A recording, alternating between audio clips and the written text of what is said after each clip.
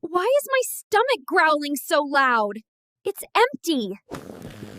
Hey, I'm just moving air and leftover food around. That is why I growl. When your stomach muscles contract and push air and fluids, it makes that loud growling sound. So it's basically a tiny monster living in me, making noise?